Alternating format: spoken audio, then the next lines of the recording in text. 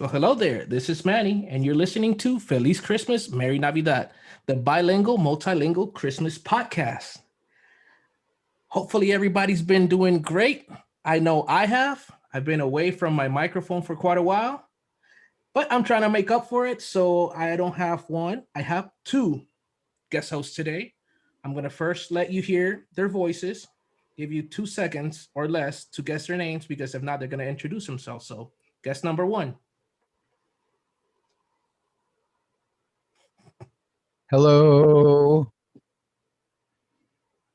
Okay, time's up. You didn't guess. Guess number two. My voice is brought to you by Shady Rays Glasses. Use the promo code CLATTER after. I don't know. Sorry, Todd.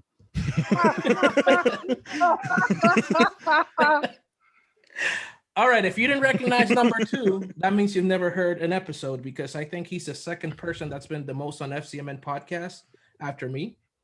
It's Chris Chris from Christmas Time in the City, and Mr. Thom from Tis the Podcast.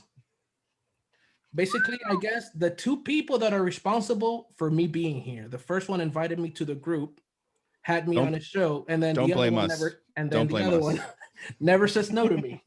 So, how you guys doing today? Manny, I'm living the dream. Awesome. About Chris? I'm doing pretty good. Went to the zoo today, so I'm feeling good. Central Park Zoo? Yeah, we did. We have passes for all the zoos, and that one's like fairly small in comparison to some of the other ones, but it's still kind of fun just for like the juxtaposition between the animals and stuff in the buildings in the background. It's still really kind of weird, and honestly, it's kind of sad to see these little animals hanging out in the middle of the city, but it is what it is. So Madagascar was right. Alec wants to go. It's still fun to go hang out. I mean, like, zoos are always fun. They have apparently we know somebody who knows someone that at the zoo, so we're gonna go back there and maybe try to get like a behind the scenes thing, whatever that means. So that's awesome. What can you tell me about your week, your year? Why are you here with us today? I am thankful, first of all. Did you lose a bet? I'm here because I can't say no to you, Manny. Awesome. Oh, that was short. Oh, okay, perfect. All right. So, like I said, you both are basically the ones responsible for me being here. You invited me into this world. Chris has actually kept me. I've thought about quitting because it just gets a little bit, hectic. There's a lot of things to come up with, and I just decided to do what I do, just wing it every time. And I guess a lot of people have heard it. So, Man, when we started Tis the Podcast, Anthony, Julia, and I all said, if we had, 5 people who listen to us, it's worth it. It's just fun, man. Do it for you. that's what I've been doing. And I forgot. I've had my notes right here, and I just forgot. The reason I invited you to it's, such pride and happiness is that we're celebrating my 10,000 downloads. But when I came up with the idea of inviting you and insisting, it was about 2 downloads short of 10,000, and now we're almost at 10,200. That's awesome, man. Congrats. That's really good. Yeah, last week was kind of weird because I had more downloads last week than the previous 2 weeks altogether. So yeah, that's just how it goes sometimes. Yep. And Thom, I don't know if you're familiar with my segments.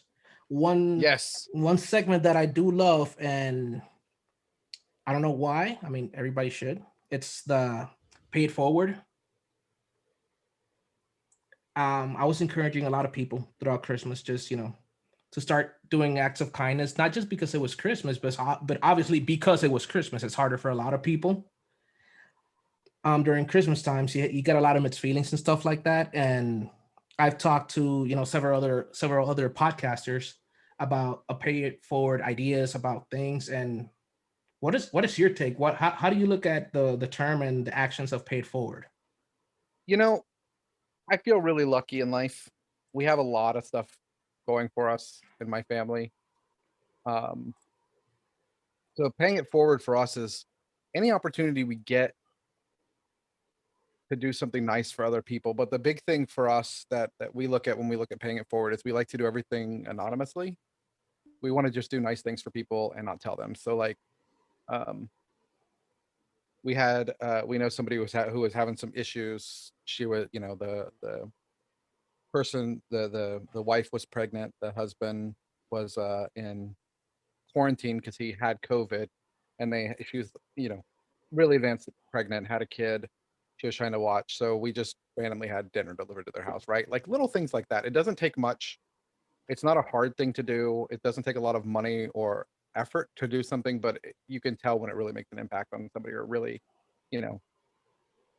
helps them out and changes their general feel. That's kind of how I look at pay it forward. What about you, Chris? I feel the same way. That was easy. I guess we know who copied off the other guy's test at school, right? Yeah, absolutely. If y'all ever want to pay it forward for me, one of the best things you can do is get on social media and harass Anthony and just let him know how truly terrible he is. That's the best pay it forward I could ask from anybody. All right.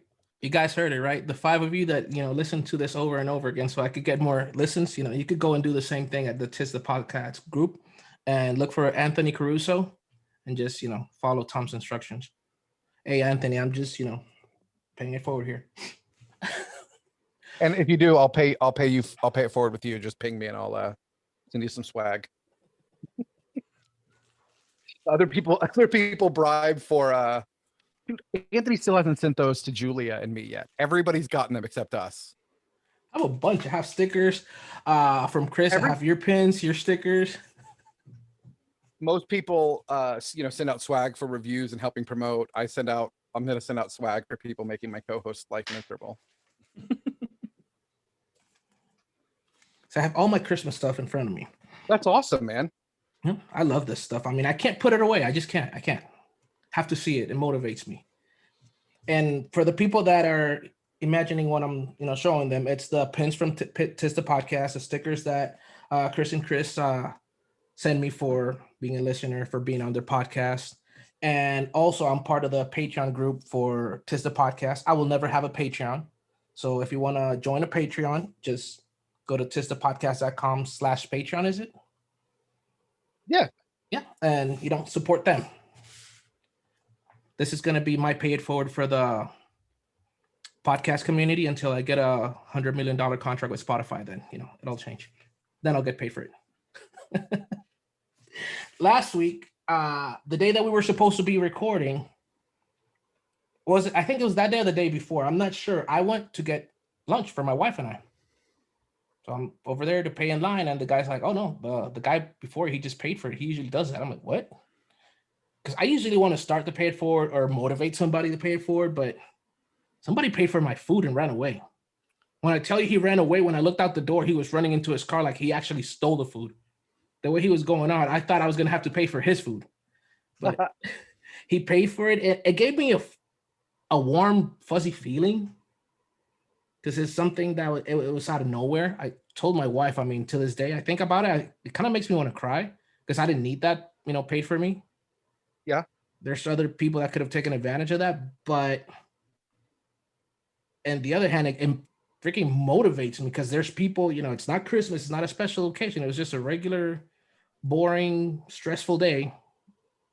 Somebody got out of traffic and paid for my lunch, and I'm very thankful for that. And like I said, it doesn't take that much effort. Sometimes 99% of the times it's not even going to cost you anything. You could always do something if you have it to help somebody else. But I guess that day was to motivate me. I'm very thankful for stuff. Like I've learned to manage stress differently, and it's because of things like this.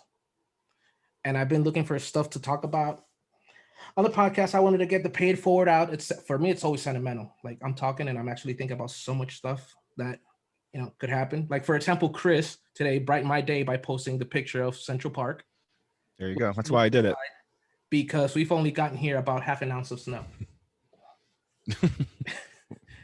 And I wanted to see snow. And it's a Christmas podcast, so let's talk about happy. Tom, Chris, how was your guys' Christmas? Since this was a very different Christmas from, I guess, 100% of the Christmas before.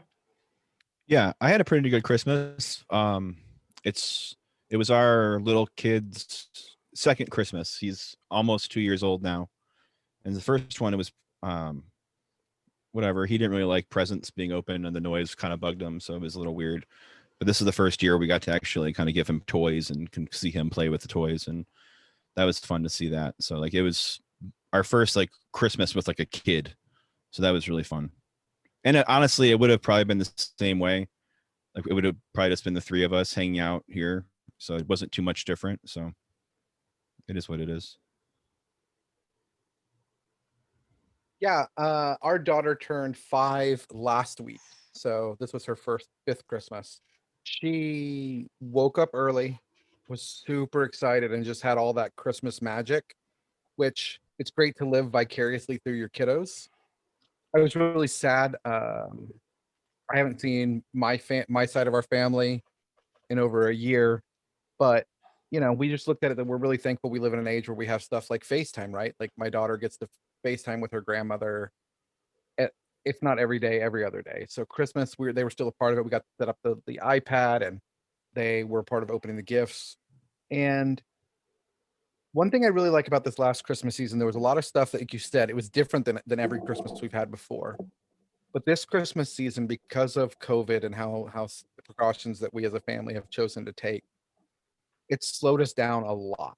Like we weren't getting caught up in all of the hustle and bustle, and we have to do this, have to do that. My wife has a shop and work retail, so as you can imagine, usually Christmases are pretty stressful. But no, all of that was kind of set aside, and it was just really time to slow down, focus, um, and really spend time as a family. So I could not have asked for a better Christmas. That's nice. I also learned the magic of mixing bourbon into eggnog, so maybe that's why I think Christmas was so much better this year. So, send me the recipe, please. You pour eggnog and you pour bourbon, and you drink. Wait, come on, man, slow down. Like you're going too fast. I'm gonna tell you my Christmas. I'm gonna keep it short because I could extend it. I had a whole Christmas planned out, and I've been saying it since the summer. I wanted to see what the Christmas from 6 feet away was gonna be like. And guess what? I didn't get my Christmas from 6 feet away because the last week of work, I guess my last weeks of work always have something special in them. I spent it with somebody with COVID. Oh, so I was in quarantine, like my first day of it, like the day before my first day of vacation. My friend calls me and my coworker, and he's like, bad news. I'm like, what? You're not quitting anymore? He's like, no, I'm still quitting. I'm like, oh, then what is it? He's like, I tested positive. I'm like, I hate you, right? Because he kept coughing the week, and I told him, that's COVID, but that's, the little dark humor joke. Anybody coughs or sneezes, that's COVID, but his was actually COVID. But out of all that, I didn't get the bad COVID. I just had like body pains and headaches. But then again, I'm used to body pains and headaches. I used to ride bikes and do stupid stuff to be always in pain. So that was just, deja vu. Did you lose your sense of taste at Christmas? No, no. I'm one of the very few lucky ones. And the funny thing is, when I got my tests, like my rapid test, it was negative. So I quarantined, for a few days. Like I stayed in my house, but I went and got tested, and the rapid test, it was negative. But I had already wasted, those days, or I thought I wasted those days once it came back negative, not going out, not doing anything. My wife still went to work, and then the lab results came back, and they were positive. And we were out and about, and they called me, and I'm like, if you're calling me, that means I'm positive. And she's like, yep. But we still had to go eat. And my wife was like, what are we going to do? I'm like, I don't know. Let's go to a pizza place because it's out in the area. And now I feel like a weapon of mass destruction. So I kept my mask on the whole time. I just, moved it just to have my pizza. I couldn't even finish it. I'm like, give me a box and let's go.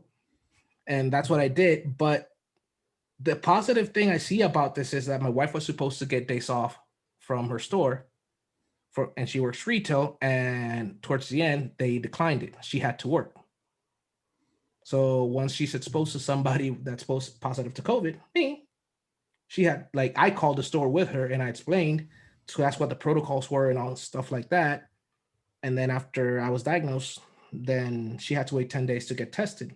So she actually got 14 days off. Her store's policy were kind of weird because she didn't get paid for them, but I told her it doesn't matter because we actually got to spend Christmas together. And it snowed on Christmas Eve here. It wasn't that much snow, but it was snow. It was a white Christmas. We had the white Christmas we asked for. It was beautiful. The pictures were awesome. And from a bad thing, something good came because at least she was able to take a break, a breather. We both needed it because after retail opened back up, after all the restrictions and stuff, it's just been hectic. And they changed their schedules. Like she was coming out at 10 at 11. But I did send my test and everything so she wouldn't get into trouble. I'm like, because people did pull that stuff on Christmas. Oh, I have COVID. Oh, I'm like, whatever. They didn't go to work. Like, we're not that type of people. Like, we're honest about stuff, but I guess it was a blessing in disguise that we got to spend our first Christmas in our first home, Christmas and New Year's here, not going absolutely anywhere, getting stuff delivered. But I mean, I guess it was worth it. I mean, I do feel sorry, and I was very scared because all the people that I've lost a lot of close people due to it. I've seen a lot of people still affected that had it almost a year ago by it, and I guess I was lucky, but it was a weird Christmas. It wasn't from 6 feet away; it was from nowhere because we were here, but we had the white Christmas. We had the time off, not what we wanted to do, but a blessing altogether. So I don't know, we're right. I don't know. That's one of the big takeaways from all of this COVID stuff is it's really helped realign priorities and show what's important in life more, right? Especially as you see other people getting sick, you see people losing loved ones, you lose loved ones, and just kind of puts things into perspective a little more. Yeah. I wish the world, like most of the world, would actually understand what's going on. I don't know, like people say it's fabricated. It's not. I mean, but we're all going through all this together. I guess it's a chance that we've had before the world just goes away to just reorganize our priorities. A lot of people have, a lot of people haven't. That's just how I see it. I'm with you. And I think when we go through, when humanity collectively goes through something like this, it should be a time that brings people together. I don't understand how it became so divisive, Yep. And I follow different people from different parts of the world, and I think it's in England that they're under a mandatory shutdown till June 21st. Ooh. And I don't know if it's the whole country or just that certain cities per se. And I asked, like, so can you go out? He said, oh yeah, you could go out, but you can't go anywhere because nothing's open. Mm-hmm. So he's like, you could go out. There's no restriction. There's no curfew, but why do you need the curfew if you can't go anywhere? So I guess I mean, I assume or I hope that everybody, takes something from this, and then just to make it a better world, but I feel like I'm asking for too much. That's unlikely, unfortunately. Yeah, I feel like I'm asking for too much. Yeah, I sadly have to put myself in the Chris camp right now. Yeah. It feels like there's like this divide of people, and it's a thing I told you a while back. I don't know what the circumstance was, but I reached out to you privately, and I'll paraphrase it if I can. I don't remember exactly what I said, but I something had come up where like we're talking about like ignorance in general, just anti-masking and stuff like that. And the way I always kind of think of it is, if you think back to like high school, there were always like maybe like 2 or 3 people in each class that were just like stupid, and they like hung out together a lot, or they would mingle around other groups, but they were always like the stupid people. And the problem was we just all assumed that they would kind of just get smart or they would go away, but they didn't. They just all congregated together and became this great big mass of stupid people who are just echoing things to each other. And so that they begin to think, they're like, well, hey, I'm actually probably pretty smart. And so then now these stupid people that we know from high school who like ate glue and stuff are like thinking that they actually have some type of like perspective that people need to hear about, when it's honestly, it's kind of like super dangerous. but these people are we've just kind of forgotten about and assumed that they would kind of go away, but they're still there. All the stupid people are still there. Yeah, and I love the approach though. When you engage with some of those people, it's like they literally think they're sitting at home on their laptop on a random Tuesday afternoon on YouTube and find some bit of truth that every doctor all over the world has completely ignored or overlooked somehow, right? Like Mhm.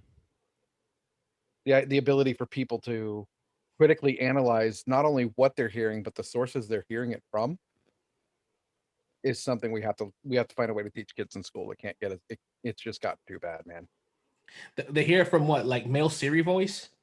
Because it's not even a real person. It's somebody that typed it and has like a robotic AI voice. And Well, dude, Q can't give his voice, then we might know who he is. it's funny, man. I mean, and we have to deal with that. One thing I'll say, and it's kind of a buzzkill to a lot of people: freedom of speech got out of hand a long time ago. That's a whole other thing, but just to be very brief about it, I could go on for hours about that.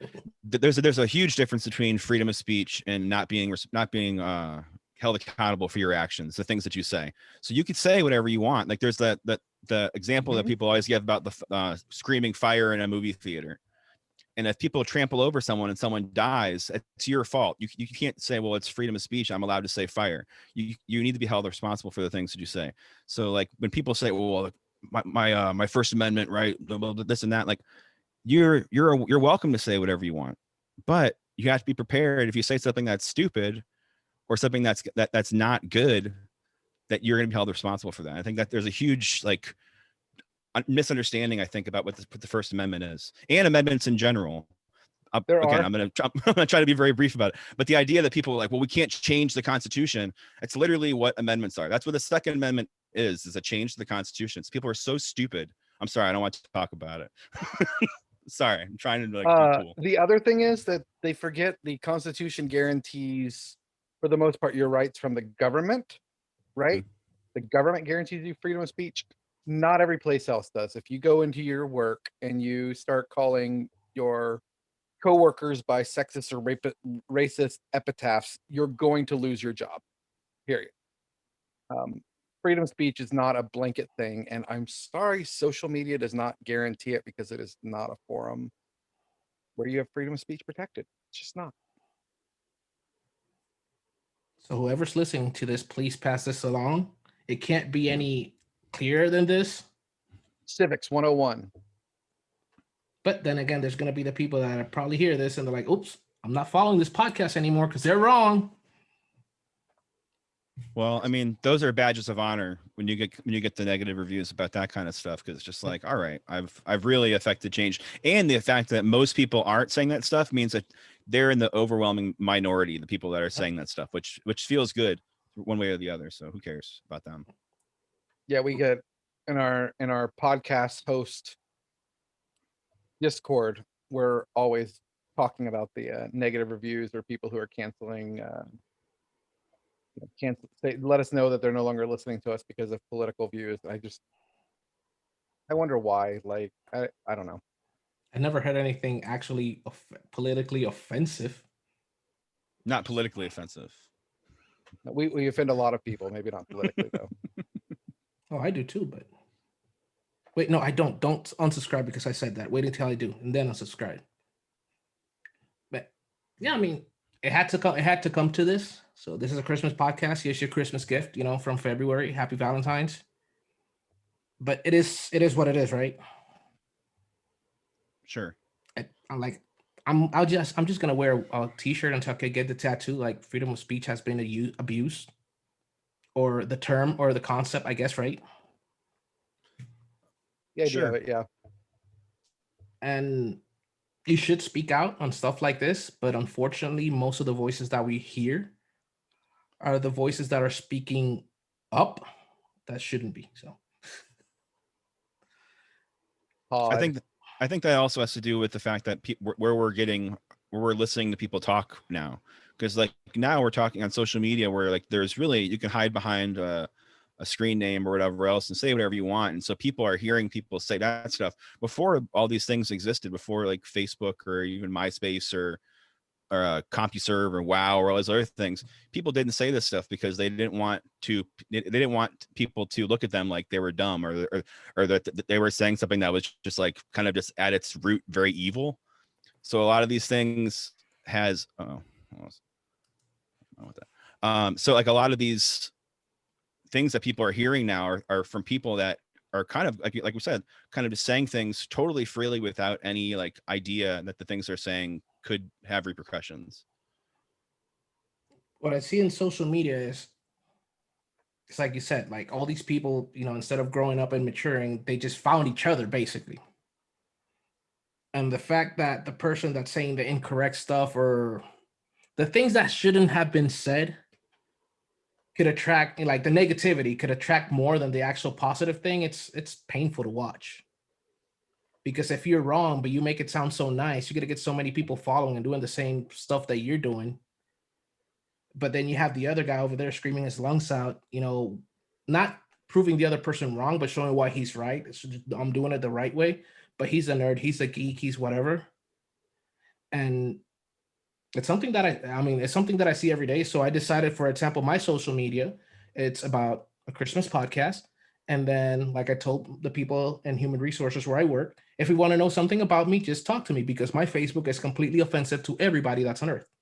You're going to find something in there that's going to offend you, because all I do is I share whatever I see, and then some pictures of my Christmas tree in, November and December. I gave up. It's offensive to you, but then you find the other stuff funny. So you're going to find something there that's going to make you chuckle, and then you're going to make something there that's going to want to make you punch me. But none of them came from me. I just hit the share button.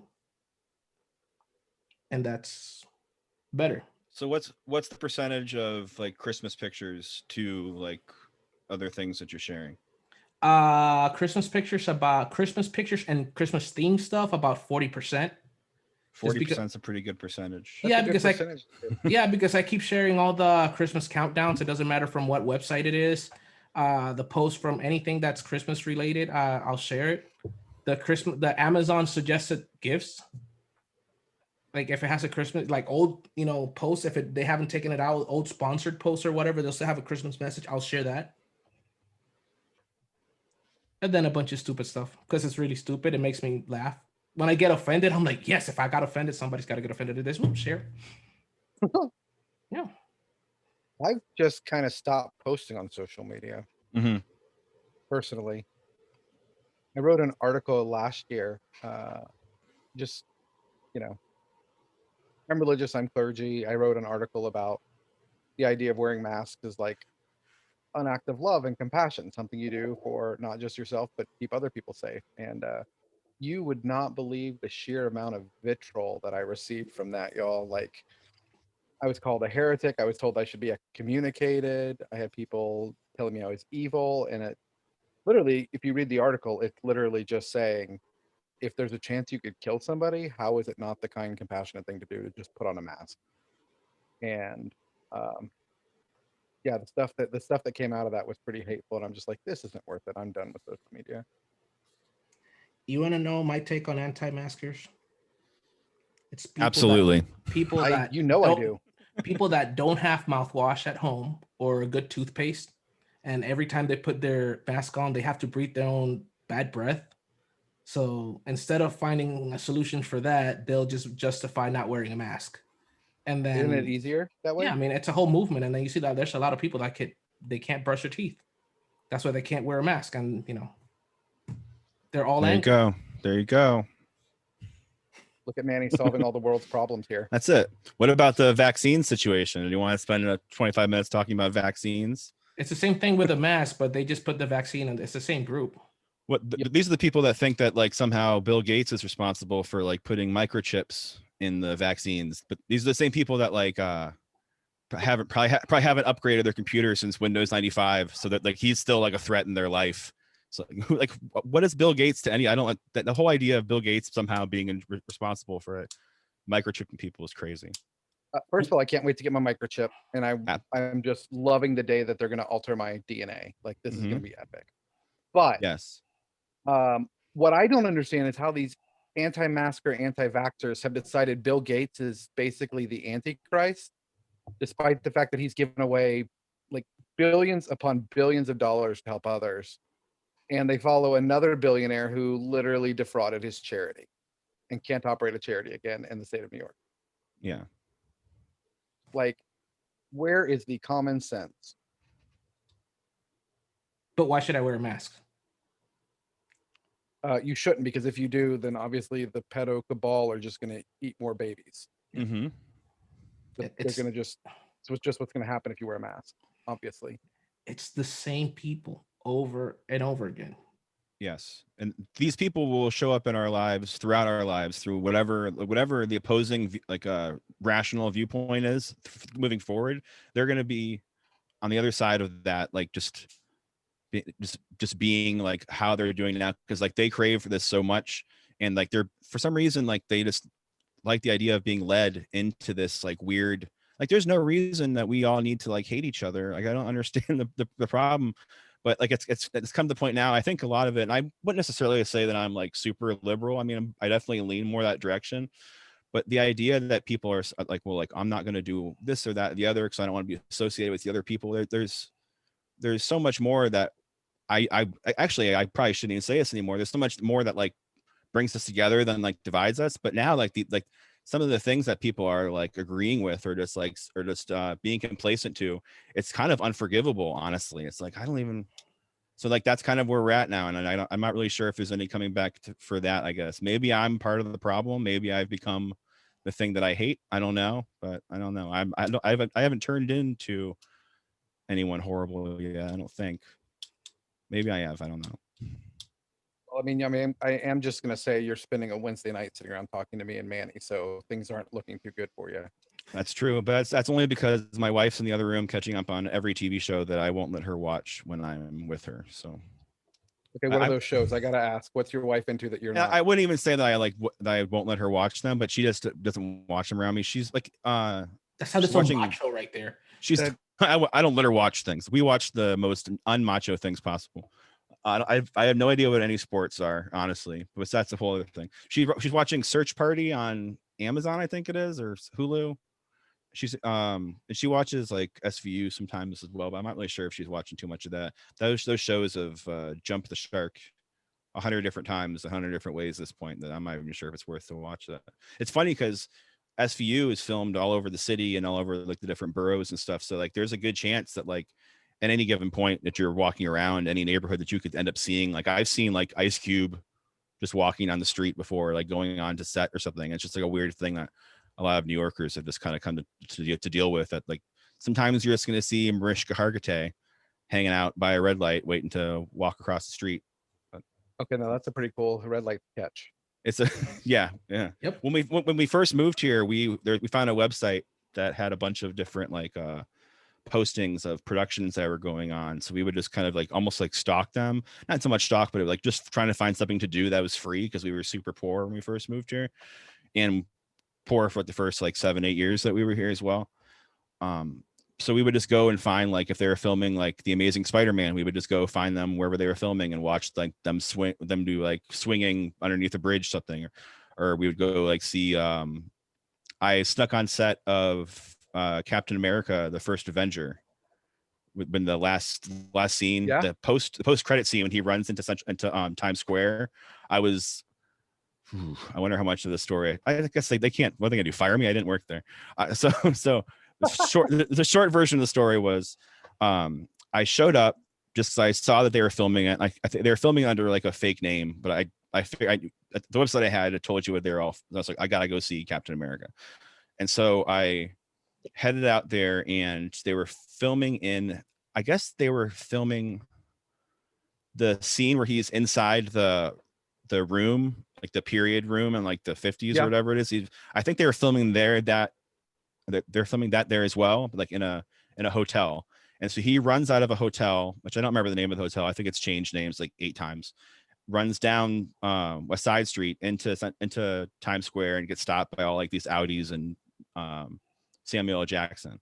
So I was kind of wandering around. I had one earbud in, or one like like headphone in. Earbuds weren't really a thing at the time, so I kind of looked like I had like a walkie-talkie on, but it wasn't like on purpose. I was just listening to the radio and also kind of keeping an ear out. And you really, for the most part, you can walk through any movie set if it's like an open set, like in the city here. So you can pretty much, like, if you walk with enough confidence, you can go basically anywhere. So it got to that point where I was standing next to probably like a 4x4 tent that was like zipped up, whatever else, and just waiting to see what was happening. And they were kind of lining everything up. And out of the tent walks Chris Evans.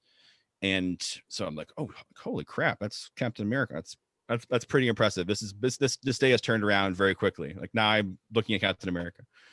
And so he goes and does this thing, and they do their shot, and then everyone kind of disperses, and they start breaking on the set, and they're breaking down the tent, and there's two kettlebells in the tent. So and I guess that was where he was just pumping up, so he looked like he was like super like veiny, so he would look like a man, I guess. And so someone was like, hey, can you grab those two kettlebells? And I just kind of like looked over, and at this point I'm like, oh man, I'm totally in right now. So I pick up the kettlebells to move them like 4 feet. And at that point I was like, I'm going to get caught. I'm going to get arrested. This is going to be my record forever. And honestly, nothing would have happened. They would have been like, who are you actually? But I just put them down. And after I moved them a little bit and kind of almost like ran as far away from Times Square as possible at that point. So I was just like, all right, I'm cashing out. I've seen enough. It's time for me to leave. But you carry Chris Evans kettlebells. I did. I don't know if I did any like curls with them, but I definitely got the weight of them. They're pretty heavy. So, I mean, whatever. We both share equipment sometimes. It's not a big deal. Whatever. We're both Chris's. I don't know. It's crazy, but whatever. Me and him, we have a different relationship, I guess.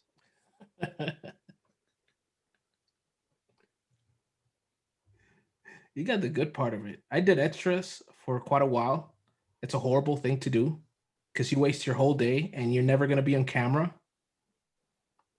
I did Marley and Me. I did Burn Notice, the show. You could see my car because they actually paid me extra just to drive and not hit someone. And you were able to do that pretty easily? Yeah, it was Miami. Good for you. If it would have happened, it would have been normal. So, what's this guy's name? The guy from Burn Notice, not the main guy. Bruce Campbell? Yes, Bruce Campbell. That is the most humble person I've ever met. He didn't like to eat the food for the actors. He liked to eat the food for the extras because he said it was real food. And like he would sit around with the extras. And the first time that he did that, they wanted everybody to leave the table. He was like, what the hell is wrong with you? And he told the people from the crew, like, and I guess the 3, 4, 5, 10 times we ate there, he was eating at a different table. He would answer questions and stuff like that. The day that I got to eat with him, I'm like, wow, you're Crisco County Jr. He's like, wow, you remember that. But that's something that I used to watch when I was in Oklahoma. But I guess he was never associated with that, or isn't common that to be called that, I guess. And it was fun. Did any of these zombies attack you while you were with him? No. He wasn't that guy there. No. But the funny thing is, the movie that I spent the most time was a movie for Bollywood, and I was supposed to get half a butt cheek in it, like for my gene, because for some reason they want to dance and do stuff like that in Lincoln Road in Miami Beach. But I ate so much Indian food. I love Indian food. I didn't like it before. I got to see from up close Priyanka Chopra, Dick Jonas's wife now. His wife now. I actually have a picture. I'm gonna send it with you. Have a picture of her from far away that I wasn't supposed to be taking, and by then there were no camera phones, or the quality was crap. So I actually had my camera, flash a picture, put it in my pocket. Yeah, she's in the movie, so you don't have to have a picture of it. You could just watch the movie. Yeah, but but he didn't do that though, right? That's not you. I snapped a picture of her. And that was the most exciting thing I've ever done. I mean, I think I wasn't supposed to. Am I supposed to say that? Because I was in the contract. You couldn't have anything to take pictures or take any memorabilia or anything from set unless you were given it to. I think you'll be okay. Yeah. I think you're fine at this point. And the movie that I wasn't in, I forgot the name. It was with The Rock, Anthony Mackie, and I think it's Mark Wahlberg. It was filmed in Miami. I saw so much of that scene because they kept closing the street where I was living in. Oh, I forgot the name. I don't know. Somebody just typed the name. It was Anthony Mackie, The Rock, and it was filmed in Miami Beach. And they were all buff guys. Oh, The Rock jumped into the water and a bunch of stuff. Oh, And I saw it that. was the one where they were Marky Mark and The Rock were like super jacked, like heavy, like weightlifters or something. Yep. Pain and Gain. Pain and Gain. Yep. Okay. So they were filming that like down the street from where I lived, and I was mad because I had to park my car and then walk and then come get it a few hours later. But then when I saw the scene, I was like, "Ooh!" And then I It's used totally to, worth the walk. yes, but then and then there's a lot of people there. Like when that's happening, I don't know how they kept them off camera because the angles they shot, they were perfect. Like it was like not editing people out. You could see like it was exactly what it was there. The horrible painted apartments. And I used to belong to this club that I used to go into the movies for previews before they came out. Oh, and I did the 2 hour line just to see that movie. I got the first seat in the movie theater, which was I was the last person in, obviously, because I got the first seat in front. And it was awesome. I was trying to find myself just like I did in the movies that I was extra and the shows that I was extra and I was getting paid for. But no, the only place you could see my shade is Confessions of a Shopaholic with Isla Fisher, Boris' wife, Yeah. and Hugh Dancy. So there's a scene where they're dancing and she's dancing all crazy and stuff. And I'm the guy with an orange polo shirt that comes twice into the same scene. So great job on that director for, I came out of one angle and then I came out of the other. So that was really funny. Like they didn't cut that out. Well, that's funny. Yeah, since All I right, walk I'm like gonna a watch penguin. that movie. Yeah, I walk like a penguin. So I'm the penguin, penguin walk guy that has an orange polo shirt. So I knew and you it's in looked the familiar. I remember that person. I remember that you walking in twice too. I thought it was part of the movie. I yelled at the movie theaters. No, when I went to see that movie, I'm like, "That's me!" Like, great, shut up. And well, that was my Hollywood moment right there. And it's I have blurry. both beat. Sorry. Let's hear I it. was I haven't showed my ace in the hole yet, but go ahead. I was an extra in Kevin Costner's Tin Cup. Ooh. Oh man, that's pretty close.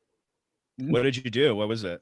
I stood around at one of the golf holes in the Woodlands in Texas. Okay. Well then, and when I was living in Orlando, I for some reason was like, well, I should probably try to be an actor because I had headshots. 'Cause I was trying to get a job at like the theme parks doing like entertainment stuff because like sweeping up cigarette butts wasn't fun. So you had to get headshots. And then the whole idea of like I should just do this full time or something came up, and so I started doing like a little bit of extra stuff. I only did a couple things. One of the things I did, I was supposed to be a juror in the movie Monster with Charlize Theron Oh and yeah. Christina Ricci. So that gives you like a time period. Like that's basically what happened.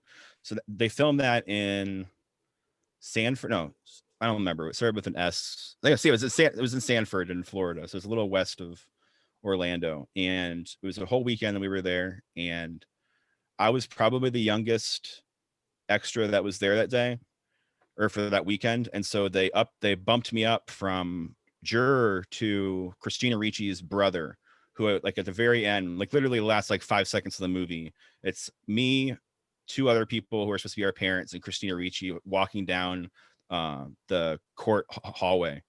And so you can see like whatever walking down, like, but that maybe 6 seconds of screen time took like a 3 12-hour days of hanging out in the courthouse in Sanford, and they only fed us chicken and tangerines the entire time. Okay, that's weird. That's a weird movie set food. But anyway, so yeah, I was in that one. So Yeah, you beat us. Was she pretty cool? she was really cool. She was really short. I forgot what I said, but I got her to like laugh like almost immediately because it seemed like a really weird thing. Like I don't know, but she's probably used to people being introduced to like, all right, he's gonna be your brother or something. I don't remember what I said, but I was like, I said something and she kind of laughed. And it was probably just being nice, but like it felt like it was like a genuine thing.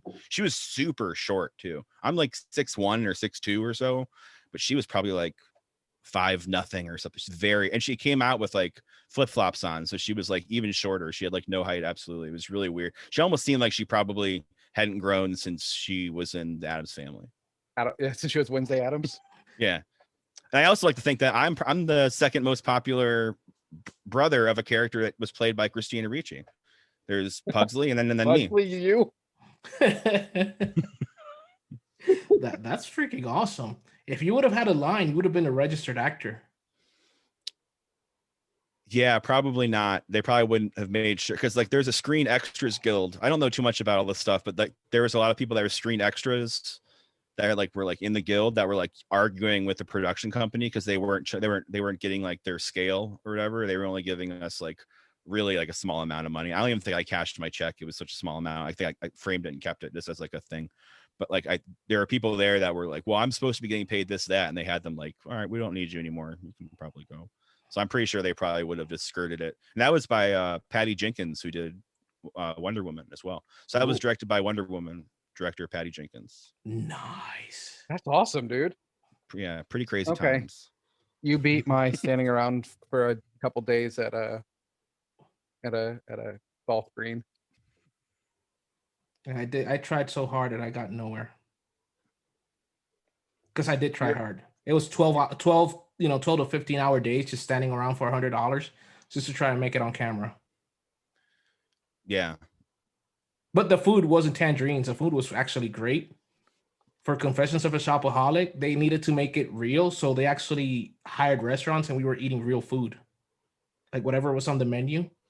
And there was a scene that we're sitting there that I don't think anybody came out of that scene. That my friend and I, they gave us lobster tails just because it was something nice for the camera with the colors. And they kept bringing us drinks. And the best shot was when everybody was half drunk. Because it was all natural. Like, because you see a lot of extras that are used to doing that. They think they're actors. They mess up the shot. And then you see the new extras that they think they're going to be, winning an Oscar for that crap and they overact. So when everybody was, drunk and relaxed, it was cool. Yeah. And then I never saw that scene in the movie. But hey, we got free food. And then after the 12 hours, I think she wanted pizza. And then she said, well, if I want pizza, and we had to go back to the same spot that we were before, but this director was stupid because I came out twice in the same shot. She said, well, if I want pizza, then they want pizza. And I was like 10 feet away. She's like, do you want pizza? And she kept asking, like, people, like, everybody wants pizza. So where is the pizza? So all the pizza like places in South Beach were delivering pizzas over there. And after the pizza got there, we only shot for about 20 minutes and people were carrying home like 2 boxes of pizzas, like 2 pies home because everybody brought so much pizza. That's how much money these pizza places got paid.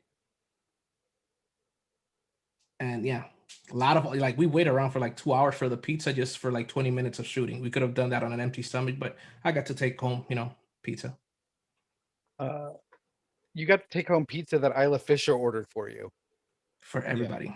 Everybody, like there were boxes and boxes of pizza. Like the thing was finished and they were still bringing in pizzas. See, the way I would tell the story is that Isla Fisher ordered me pizza. Yeah, that's how the story would start and end probably. Yeah, I don't think I would go any more in depth because I wouldn't want to blow for the gig to be up, but that would be my story. That's another tiny person right there. And she had just had a baby when they were filming that. And she was like really, really thin. I'm like, whoa, Hollywood. She had like weeks before, I think it was. She's Borat's baby. Very nice. That was the joke on set. I'm sure she loves that. I bet she does. Like, aren't you Sacha Baron Cohen's wife? You're his wife. That'll get you kicked out of a movie set quick. I bet it will. You know what? I told you guys we were going to have some comic book talk, and we don't have comic book talk, but I have a comic book question. Yes. Has Sacha Baron Cohen been in a comic book movie? No. Neither has Sasha Cohen. She hasn't? No. Are you sure? I feel pretty confident saying that. I had a lot of confusion when he first came on the scene. I was very confused about what was happening with that name. When I saw him in that man suit, that was not what I was expecting from Sasha Cohen. He's made an impact. I remember seeing him a bunch on like the Ali G show. Yeah. So like I don't know if I think I remember just seeing his name more than anything else because like I don't know if there's any real I assumed he was an actual person, but I didn't really know too much or care too much at that point. It's one of those things where you see like the credits and you're like, oh, whoever that person is. But it's a weird one for sure. But he hasn't been in a comic book movie. I mean, anyone could be in a comic book movie. The only problem is at this point, like so many people are pining for people to be in movies that are like aging themselves out. Like Keanu Reeves is almost 60 years old, and they're like, oh, he should have been Craven. He should have been this, that, and the other. He should have been Wolverine. He's older than Hugh Jackman. Why would you? Keanu Reeves is? Yeah, he's almost like, I think he's like 58. But he sleeps in Guys, Tupperware. it doesn't age. He doesn't age. Tupperware. But eventually he's going to stop doing stuff, or his body is just physically going to break down. Like it's like there's so many younger performers, or that you could kind of grow with. Like I think bringing Tom Holland on to a position like that, where like you're starting with this kid who was like 20 when he started, now you can bring him up to like 30 years old or something, and then kind of phase him out with Miles or whatever else. But that's what I think they need to be doing. They need to be casting younger actors to do these things. So I don't know if Sacha Baron Cohen would. I mean, there's things he could do. Like he could be like Dr. Doom or something, probably. But I mean, does he need to be? I don't know. I don't think he'll take it either. Like it has to be something really attractive, because look what he plays. Well, a lot of those movies now too, like you're signing up for like 10 movies. So like I don't think he would want to sign up for that. He's already pretty established. He's doing his own thing to be like, all right, well, I'll sign on to do all these appearances in a Disney Plus TV show or something. I don't think that's going to happen. That's an easier life right there. Just do a quick TV show, get a bunch of stuff with Disney Plus. But let's face it, I don't think any of us really want to see a 70-year-old John Wick, right? No. Is he going to look 70? No. That's true. He's probably going to be exactly what he is today. Yeah. I read something that like it wasn't originally called John Wick, but Keanu Reeves during like interviews kept referring to like his next project as John Wick. And so they had to change the name of the movie to John Wick to accommodate him, because he kept calling it John Wick. I think it was called like something like some like weird, like it would sound like a Tool album name or something, like Equilibrium or some shit. I don't know, or some stuff. Excuse me. All right, Manny's editing. You gotta edit it. It's at what time is it? Nope. I don't. Okay, whatever. It's fine. Nope. Sorry, everyone. I am offended. You have offended my sensibility. That's it. Cancel Chris. You're keeping me from basking in my virginity. Yeah. Well, I have unfortunate news for everyone. I have a Christmas podcast, but I also have a horribly foul mouth because I live in New York City, and I'm a chef. So I try my best to bite my tongue, but I don't really care when it comes down to it. Half of my family's from New York, and I work in construction. Yeah. Well, who cares? Who cares? If people are offended, then that's what it is. It's the First Amendment, right? Full circle. And we're back. Yeah. All right, so this is one thing. I mean, everybody's read about this. Everybody's mentioned it or whatever, talked about it somewhere or another. Paul Bettany, what you just said, it's an easy life, just getting the show on Disney Plus. He did it backwards. Mm-hmm. He was a voice, like he said, getting paid a bunch of money just to voice. Then they suited him up. They killed him. And then he gets his TV show. Yeah. Yeah. Talk about trying to run away from the part, right? And I think right now he is one of the longest running. He's killing it though. Yep, he is the longest running person on the MCU right now, right? I believe so. I mean, I think you're right. Yeah, I think so. I mean, yep. What's his name from Thunderbolt? Oh yeah, General Thunderbolt, is it? Was he in Hulk? He was in the first Hulk with Edward Norton. I'm not sure if that would mean that he's supersedes that, but either way, he's been in for a very long time. Yep. But hasn't had as many appearances. He did what the Hulk. Yeah, that's true. Like Thunderbolt Ross wasn't in most of the movies, but as far as character, I think his character was introduced first. Well, he is the longest one. Crap. I mean, yeah, whatever. It's still crazy. Like, obviously, like when these shows come out, you start getting all these news articles about like Paul Bettany or like Elizabeth Olsen. You start seeing like I read an article where like Paul Bettany was basically like thought he was done acting at some point, which it's crazy. You hear this all the time where like actors, I was going to stop act, like Gal Gadot was going to stop acting, and then she got Wonder Woman. Like you hear all these things, like he was like walking to his car and he got a phone call and they like wanted him to do it, and like he had no idea what it was, and so yeah. And so the idea, like I'm sure they sold it to Paul Bettany, like yeah, you're just going to do some voiceover for like maybe like 2 days, and then it just kind of grows into this big thing where he has to start working out, I guess. I don't think he knew it was going to turn into that. Probably not. Because remember when Jarvis in the TV show and oh man, Agent Carter TV show, it was another guy. Yeah. Mm-hmm. But That he was was the butler of Howard Stark. Yep. So he could have played Jarvis. It was, I mean, if it was one or the other or whatever, but no. And then they suit him up, and he's killed that part. And like I said before, like every Friday, I feel like when I was a kid, every Saturday morning, like waiting to watch cartoons. So every Friday, I wake up in the morning, and the first thing that I've done in the past few weeks is WandaVision. I'm getting caught up, and I am really impressed. Yeah, I'm not gonna spoil anything for you. That it's awesome and it keeps getting better. Yeah. The first 2 episodes, I lost interest, and Anthony and Julia, my co-hosts, said, no, give it a shot. And I thought, nah, it's not. I'm just really not into it. And then I have to go back and tell them I was wrong. Anthony's gonna love that. But it's hard to judge because like we're looking at these things like we're looking at like normal TV shows where you like if the first 2 episodes dragged like that or that was like the tone of it, obviously people would bail. But because it's part of like this bigger like 8-hour movie more or less, it's a totally different thing where you have to kind of like well I can't like judge it negatively until I see the whole thing.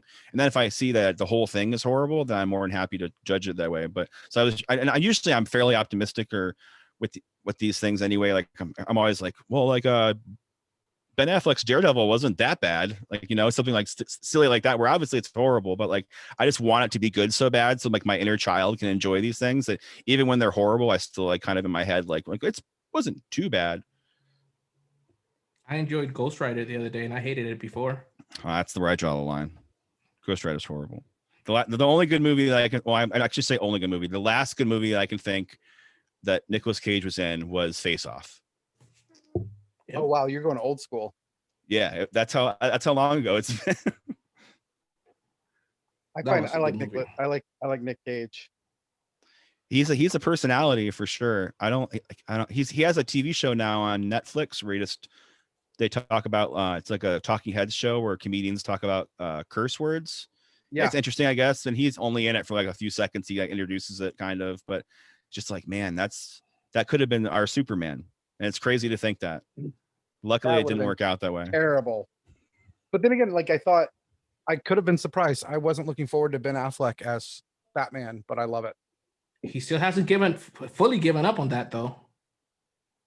I don't know, man. That whole I mean, you had. Sorry, go ahead. You're my guest. Go ahead. You had Henry Cavill and Ben Affleck, which could have been the making of a freaking amazing movie, and Snyder somehow screwed it all up, and he's still getting to do movies.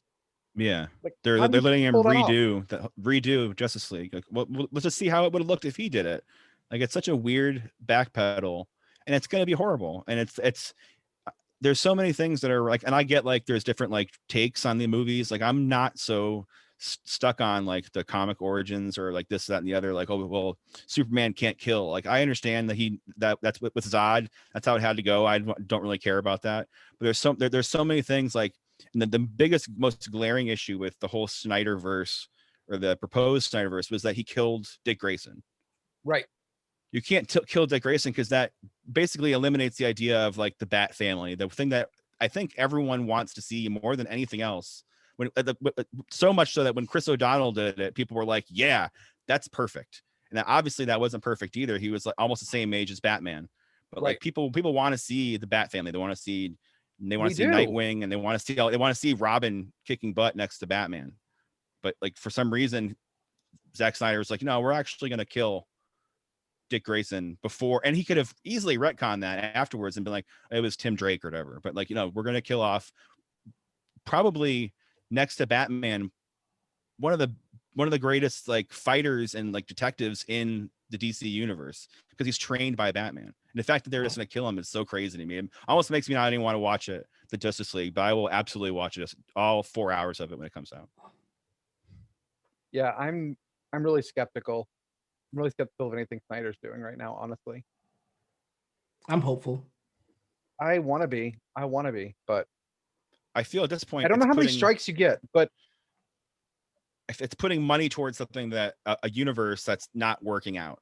So when I see people put like Aquaman and Wonder Woman, like, yeah, these were great movies. Wonder Woman was pretty good. The second one was not as great, but whatever. Like, you're building on this universe on a foundation that's not going to work out. It's like they're retconning too many different things now, and now they're going to do Flashpoint. And it's just going to be so muddled for like a normal moviegoer. They don't want to see, like, they don't want to have to try to figure out why there are 3 Batman in one movie. Because it doesn't make sense. That's what Flashpoint. If that's what Flash is going to do.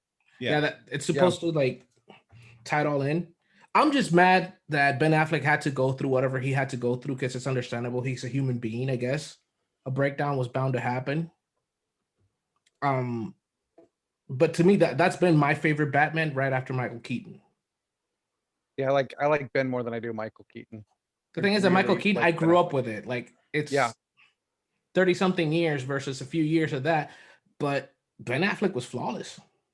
See, that's where I think that's I was a Batman comic fan as a kid, and I loved Frank Miller, and Christian Bale never did it for me as the Frank Miller Batman. But then I see Ben Affleck, and I'm like, okay, this is the dark, brooding, deeply troubled Batman that I always wanted. Who's like, there's the psychological aspect of what's wrong with Batman, right? Yeah, there's several psychological things that are wrong with Batman, which is almost like horrible to even talk about it, because it's like he has. I would say he probably has PTSD, obsessive compulsive disorder. He probably has. I mean, probably he's a narcissist. Absolutely, sure. I mean, serious depression issues. Yeah, he's not in a good place. He's not well. And Ben Affleck did a great job of that, as opposed to just growling at everybody for 5 hours or whatever. And he wasn't well in real 6 life. hours. That's a messed up part about it. Like, he was actually going through his own demons in real life. Well, he was playing a screwed up character. So was he playing himself? I don't think he's actually Batman, so I don't think he was. I don't know. But we're gonna see him next month, in a few weeks from now. What, 2.5 weeks, 3 weeks from now? Whenever it ends up coming out in March, it comes out, I believe. Right? March 18th, I believe. And yeah, I mean, I'm very hopeful about that. I'm very hopeful about him being Batman in another movie completely separate. At least get to, do the story. But we'll just have to find out and see after Flashpoint. That's the only thing that could fix this whole mess. That you have a justification for having this Joaquin Phoenix Joker. Oh, Jared Leto. How do you think he's going to be as a Joker in this cut? I'm not buying the Jared Leto. It's creeping the crap out of me right now, by the way. Like, the 2-3 images that I've seen, I'm like, okay, so that's completely opposite to that gangster wannabe Joker. Yeah, I don't know about that. It seems like it's almost feel like the whole nightmare scenario in that movie. I'm not sure if I have a feeling he's probably, maybe it's like a thing in his head, maybe it's like a little devil on Batman's shoulder, maybe talking. I can't imagine that the Joker, and who knows? I don't want to assume anything. I don't want to think too far into the head of Zack Snyder, but I am not super impressed with Jared Leto in most things. I would say this is not really an exception. I would love somebody to get inside of Zack Snyder's head and see what is happening in there. It's so like red toned in there, you wouldn't even be able to handle it. It's so red toned. Superman can't fly in Zack Snyder's head. Ooh, because there's no yellow sun. Nice. But Superman could fly in red sun, though. What's the limitation then for a Superman with the red sun? Or did y'all see Red Sun? Did y'all read Red Sun? Oh, World. Yeah. I vaguely remember that. It's amazing. You should read it again. Like, it's one that I think it probably is better as an adult than it was in our younger years. That would probably maybe I'll go back. Okay. You just want something new to do. Yeah, now I have something else to do, which is great. Because I have plenty of time. Just raising a child. I think I'm gonna make a superhero Christmas tree next year. I did my Harry Potter tree this year. I think next year's gonna be superheroes. My wife and I were talking about that, even a small one, and as the cheapest decoration you could get, it'll all add up, and it's really expensive to do a superhero Christmas tree, even with bootleg ornaments. Just get action figures and just like have them attached to like the tree, like have them put little hanging from Christmas trees on them? branches. Put little Just have Christmas like trees on have GI Joes like hanging off of like branches and stuff. I think I may go for the off brand and get like the Catman and the Superb Man and Man bat. and Water Boy. Gonna get a little Adam Sandler ornament for your tree. Well, and then today I read some good news or weird news. Tom Holland doesn't have any more. He's not contracted anymore after Spider-Man. He only has one more appearance in Marvel after his movie. Like, what is the name of that movie? They threw 3 lies. I think it's Far From Home, I guess. Not going home, or they just like literally in the past like 3 hours or so announced what it really was. I think it's No Going Home or Not Going Home. I don't know. I can look in a second. I got tricked. So he said he wanted to take a hiatus after this, but then he made sure to throw in there that after this that he wanted to ski and do some stuff that he hasn't been able to because he can't hurt himself. I mean, that's what stunt doubles are for, but he wants to do it himself. Great. Jackie Chan Jr. That he'll do 10 more Spider-Man movies is that's what they want. Just because he could look like a 17-year-old, for the next few years. So yeah, that's a little bit of hope. I don't think he's going to take too much time off. I think they're going to give him as much money as possible to keep doing it as long as he can before he ages out, and then they'll swap him out. Yeah. So like he's not going on any like extreme sports vacations anytime soon. He's still, I guarantee he's still locked down, and they're going to extend the Marvel thing. So that's going to keep going. I don't think that Sony's going to ever give up Spider-Man. Like I just saw that they want to do a Aunt May TV show or something, or a movie, some spinoff. Like they're just trying to make money however they can. So they're never going to get rid of the franchise.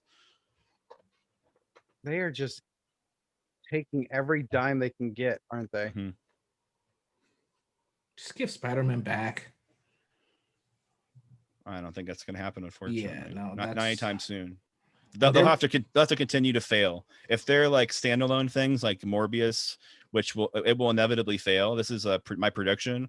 Morbius will be one of the worst superhero movies of all time, I think. Worse than I hate to even say that out loud, worse than Thor 2. And I think a lot of it has to do with the fact that they're bringing Jared Leto, because I really don't like Jared Leto. But they only did it in spite of him complaining about the whole Joker thing. So I guess they wanted to shove it in WB's face, I guess.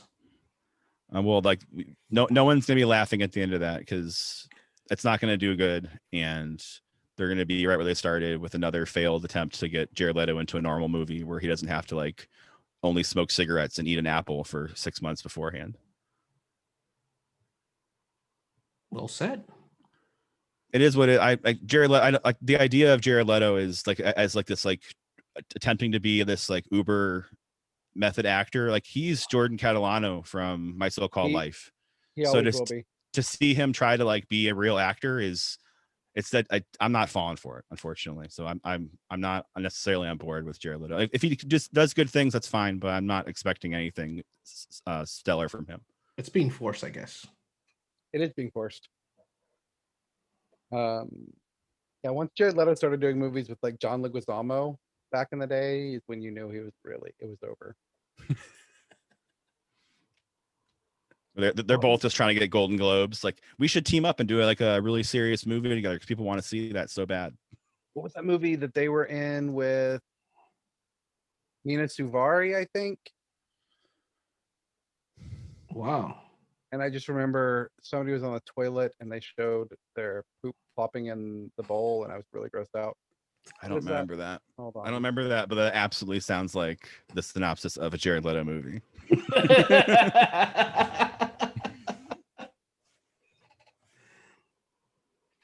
That's actually like the sound of poop falling into a toilet is how every 30 Seconds to Mars song starts. Oh, what was Jared Catalano's band's name? Oh, George. Anyway, that's not what 30 Seconds to Mars That's is. not. Yeah, that's not it. The I don't movie, remember. if you want to see Mina Suvari's poop hit a toilet, the water in a toilet bowl, the movie is Spun. Okay, I can almost that seems like the name of a movie that would do. Like I'm sure I've seen it somewhere or seen like evidence of it at some point. I don't think I ever watched it actually though. You're not missing anything. It doesn't sound like it. This is awesome. This is the most interesting Christmas conversation ever. This is a well-wrapped Christmas gift.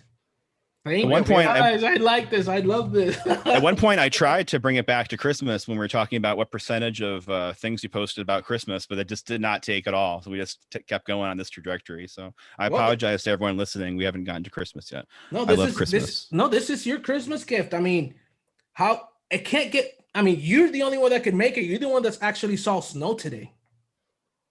Yeah, I guess so. It was more ice than snow, but it looked nice, I guess. So sure. I mean, the second picture looked nice, not the other one. Looked like a big, That's the reality of snow. Yeah, just like the Brooklyn snow. A big pile of like just brown snow that's like rock hard. That the only way you can get rid of it is to wait for it to melt because it's just like this giant ice cube on the sidewalk, and sometimes there's garbage inside of them, which is really fun. But it's so cold, the garbage won't rot because it's like a freezer, so that's fun. That old rotisserie chicken that they got out of the fridge, it's still good a week later. Yeah, it's just frozen outside on the New York City, baby. If you can make it here, you can make it anywhere. We did mention Christmas now when we said we weren't talking Christmas, so that was it.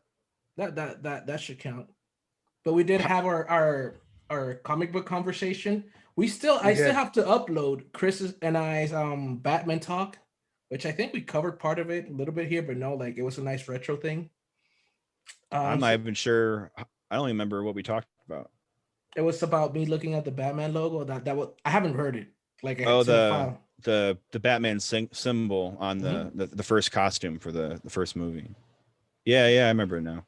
So eventually, it's a little. If you want to see or want to hear that conversation, light up Manny's Instagram and social media and say we want to hear the Chris cut of FCMN podcast.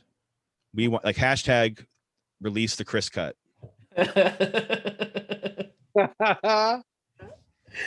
It'll be. I mean, I've tried to, but I don't know. I'll just leave it. I don't know. Maybe I'm hopeful that I'll get people actually requesting it because I've mentioned it in different stuff. I put it in descriptions. I've written it. I don't know. Somebody probably liked it on Facebook when I put it the first time, and they'll probably come back to them another year and say, "You liked this before." It's like, you gonna like it again? No, I don't think so. Just delete it, man. Just delete it. That conversation was just for us, bro. It was just for us. Just keep talking about it for years and eventually either release it or re-record it. No, we had a lost recording that we talked about for far too long. I did something like that once before. I start saying goodbye and stuff because I'm keeping you guys here way too long, and Zoom told me it took off the 40-minute limit. So I used to have a website with my best friends in Miami. It was working with promoters and taking pictures and going to red carpets and concerts and stuff like that. So at the time, Puerto Rican rappers, like the ones that were on top of the game, they were at the red carpet. Who are they? Like Daddy Yankee or? No, Joel y Randy. Oh, Joel. Okay. I don't know who that person is. They have songs in the GTA games. And I mean, they're still pretty famous. They're just not the top rappers right now. They sing foul mouth, but they're fun music to listen to. It's not aggressive about shooting anybody or punching anybody. So it's cool. So at the time, they were the it people. I approached them on the red carpet just because I had my VIP thing, and I gave them my camera. And I was recording before then, and I pressed record, so I stopped recording. They gave me the best freaking promo ever.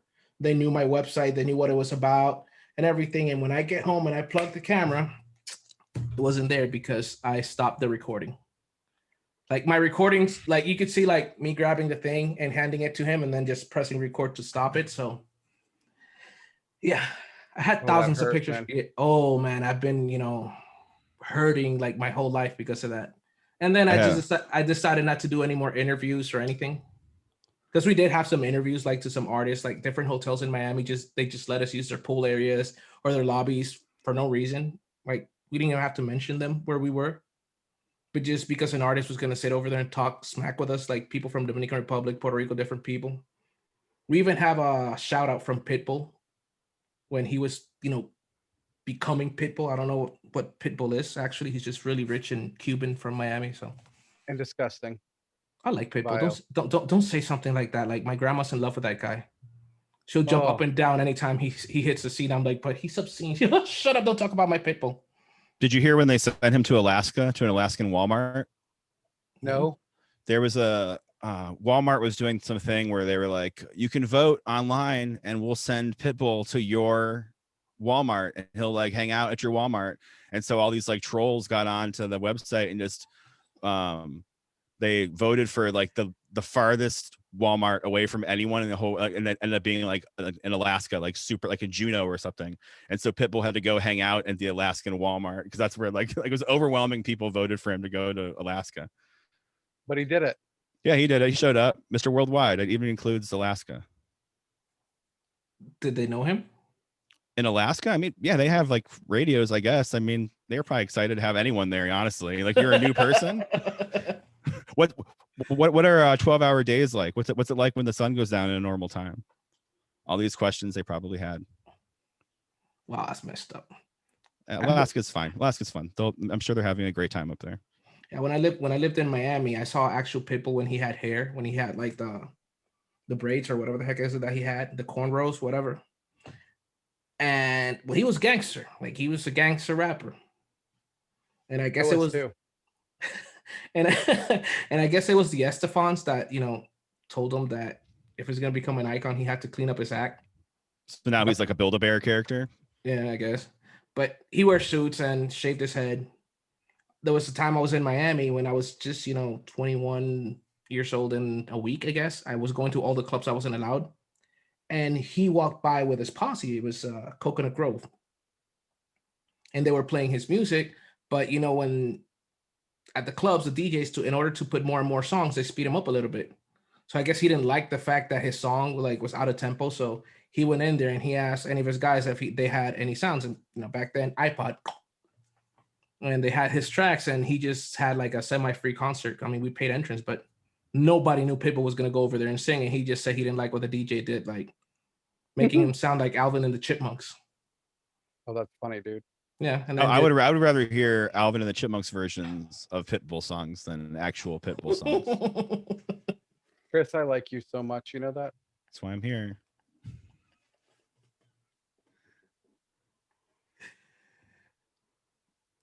what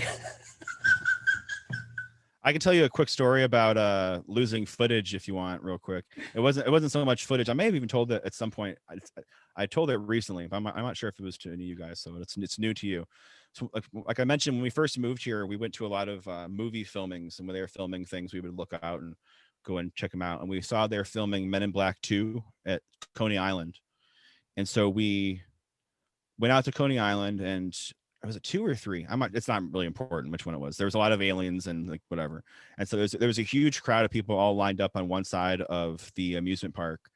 And we were kind of just hanging out, like maybe something's going to happen. And we asked someone that was there and they're like, oh, Will Smith's going to come out. He's been really friendly. He keeps coming out and saying hello to everyone and shaking everyone's hand. So we're like, all right, we'll hang out and shake Will Smith's hand. So my wife, Kristen, and I, we had a plan. Like I would take a picture of her shaking Will Smith's hand, and she would take a picture of me shaking Will Smith's hand, and we would both have pictures shaking Will Smith's hand. So like it seemed awesome. We would have this amazing picture. So anyway, he comes out, he's wearing like the suit and the whole deal, and we're like, this is going to be amazing. So he's doing the line. He's going pretty quick, but he's saying hello to people and giving them opportunities to take pictures and stuff. And so it gets to my wife first. I take a picture, pretty good picture. She goes to take a picture of me shaking hands with Will Smith, and there is a scuffle of some sort where something happens. Will Smith keeps moving. I'm like, oh, we just shook his hand. I'm still like high from like the idea that, and I'm like, let me see the picture. She's like, no, I'm not going to show it to you. Like, what do you mean? No, I'm not going to show it to you. And so finally she shows it to me, and she had zoomed in just enough that you could only see our hands. Oh, oh So, no. yeah. I'll see if I can find that and post it somewhere. But yeah, it's yeah. I met like one of the biggest like movie stars in the whole world, and all I have is a picture of us shaking hands. Of his hand. Yeah, it was. I mean, and a little bit of a suit, I think, too. So like, it could have been like a businessman that I found somewhere and took a picture of. But that could have been taken at the wax museum, right? Usually they're not like they don't have their hands up for shaking at the wax museum. Okay. Although the Times Square Madame Tussauds, you can whisper into Jennifer Lopez's ear and she'll blush, which is weird. I guess so. I've never actually like there's a sign on it that says you can do that, but I'm not sure if either I tried and it didn't happen, or the idea of whispering into, like, if it was like a goof. I didn't want to be like one of those people that like whispering into her ear, and then you go around a corner, it's a bunch of people like watching you, like what you whispered into her ear. I don't like, because you know, like they have like at Ripley's Believe It or Not, like they have like the mirror that you can see. That it's like they have like all like the videos of people doing crazy things with their lips and stuff, and you're like, oh, I'm gonna try that, and you go around, and towards the end you see that it's just like some like 12-year-old kids been sitting there all day staring at people do it, just like making fun of everyone trying to like flip their eyelids open or something. So like I was worried it was something similar to that, but it might be real, and you can go and whisper into her ear, and there's some mechanism that makes her flush, I guess. I don't know. Whispering. Yeah, I really liked Geely. That's when the man she's gonna go like that would make. I think that would get on the. That would make the internet. Like you'd be internet famous for that.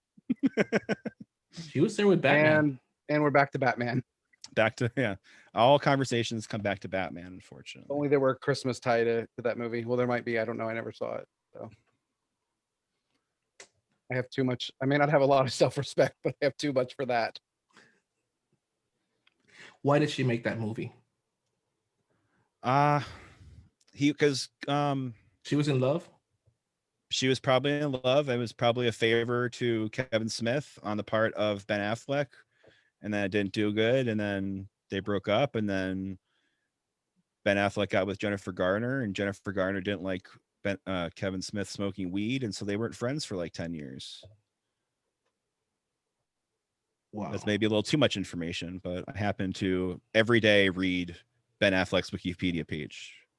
It's part of like my like moment of Zen thing that I do. I read the entire thing. It's very long. Really? Does it get updated much? I update it constantly.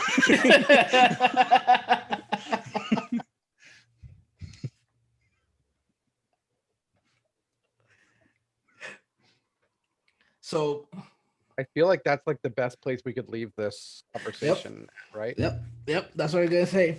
So we started this on a low note, I guess, but sentimental. Right? It was all in my head. Am I wrong? It was all in your head. It usually is. This is all in your head. We're not actually here. You're talking to yourself. It's gonna be weird for you to edit. Yeah, like why isn't anyone else talking?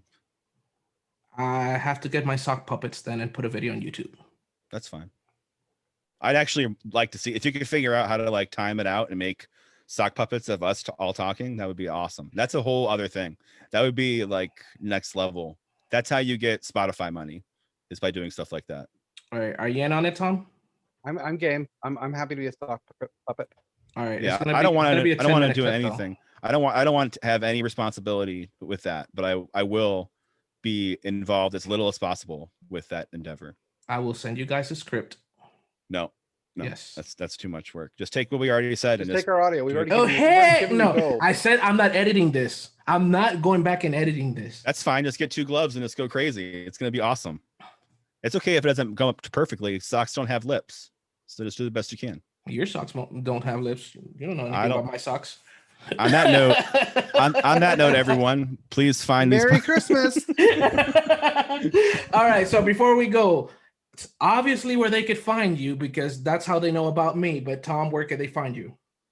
You can just Google "Tis the Podcast." We've got all sorts of stuff, but We're on Facebook, Twitter, Facebook group, Instagram, and anywhere that you get your podcasts, and other places that you probably don't want to find us too.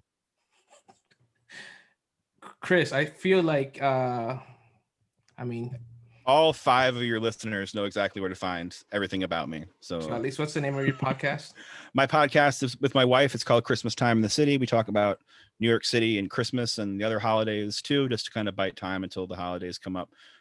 You can find us on social media and everything else. It's very simple. Just get into Google or Bing, whatever you use, and type in Christmas Time in the City podcast, and it comes up. Or you can go to the website christmastimeinthecity.com. We jumped on that. Will I find it on Ask Jeeves or Alta Vista? You will not find it on Ask Jeeves, but you will find it on Alta Vista. I can't get into the Jeeves thing, but it's a long story.